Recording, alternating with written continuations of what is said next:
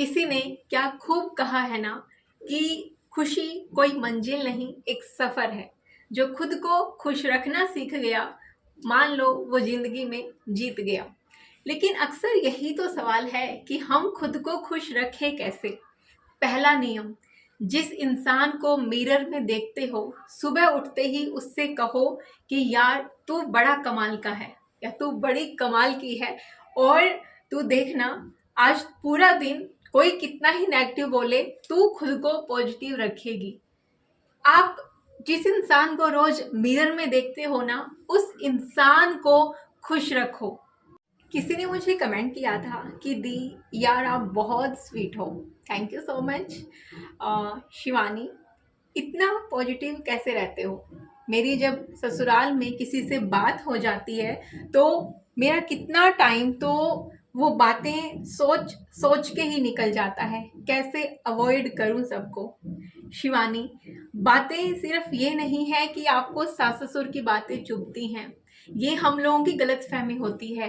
पहले हमें लगता है कि यार जैसे पेरेंट्स भी हमें कुछ बोलते हैं तो हमें वो चुभता है, लेकिन वो पेरेंट्स हैं, वो हमारे इमोशंस को बहुत अच्छे से समझ जाते हैं। कहीं ना कहीं थोड़ी देर में वो नॉर्मल भी हो जाते हैं अगर हमसे किसी बात से नाराज होते हैं, या फिर वो हमें इतना ठेस पहुंचाने की कोशिश ही नहीं करते।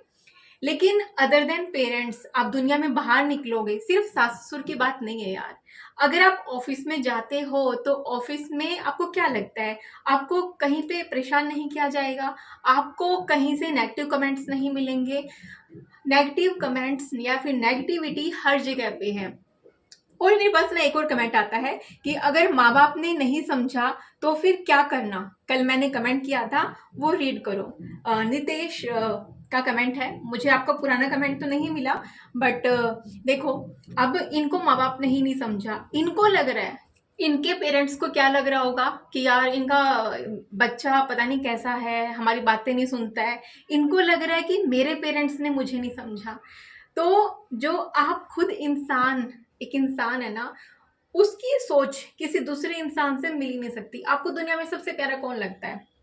आपकी शादी नहीं हुई है तो आपके पेरेंट्स, आपकी शादी हो चुकी है, बच्चा हो चुका है तो आपका खुद का बच्चा, जो आपको दुनिया में सबसे प्यारा है। लेकिन अगर आपको उस अपने बच्चे के साथ ही छोड़ दिया जाए ना थोड़े दिन, कि भैया दुनिया में कोई नहीं है तेरे को परेशान करने वाला, तू और तेरा बच्चा रहो। लेकिन आप देखना, वो बच्चे की कुछ ऐसी हरकतें होंगी जो आपको पसंद नहीं आएंगी, या आपका कुछ ऐसा रवैया होगा जो बच्चे को पसंद नहीं आएगा। उसी बच्चे को जिसको आप दुनिया में सबसे ज्यादा प्यार करते हो, थोड़े दिन के लिए आप उसके साथ अकेला रहोगे तो उसके साथ भी आपको लगेगा कि यार कुछ नेगेटिविटी आपको आएगी।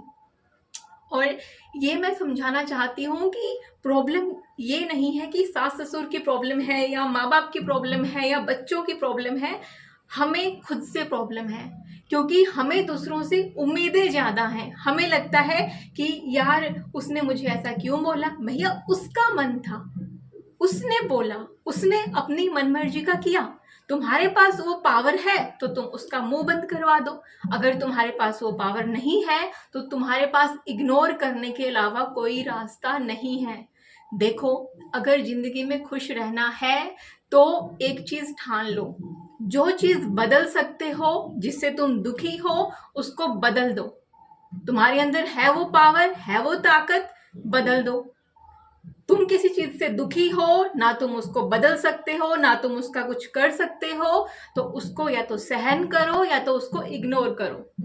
एक और चीज है, अगर आप खुद को सेल्फ लव दोगे ना यार, मैं फिर से बोल रही हूँ, जिस इंसान को तुम रोज मिरर में देखते हो, अगर तुमने उसको खुश रखना शुरू कर दिया ना, और उसको खुश रखने के लिए कोई बड़ी बड़ी चीजें नहीं चाहिए होती हैं, छोटी छोटी चीजें चाहिए होती हैं। मेरे पास कमेंट आते हैं कि अरे इंडिपेंडेंट हुए बिना खुशी कैसी? तो बनो ना यार इंडिपेंडेंट। अब तुम कहते हो कि जरिया ही नहीं है, अरे यार जरिए तो बहुत हैं, ढूंढने से तो मिलेंगे ना। से हाथ पे हाथ रख के बैठे रहने से तो आपको कोई भी जरिया नहीं मिलने वाला। फिर आपके दुख कोई कम नहीं कर सकता। या तो भगवान स्वयं धरती से उतर जाएं और आपसे पूछें कि बताइए कृपया हम आपके लिए क्या कर सकते हैं। आपको अगर आपके कष्ट दूर करने हैं तो हाथ पे हाथ रख के मत बैठिए, मैं भी ऐसी थी कि जब दूसरा मुझे कोई नेगेटिव बातें बोल देता था, मैं पूरा पूरा दिन खाना नहीं खाती थी, मैं खाना छोड़ देती थी, मैं रोना शुरू कर देती थी, सिर दर्द होता था, ये सब चीज़ें चलती थी।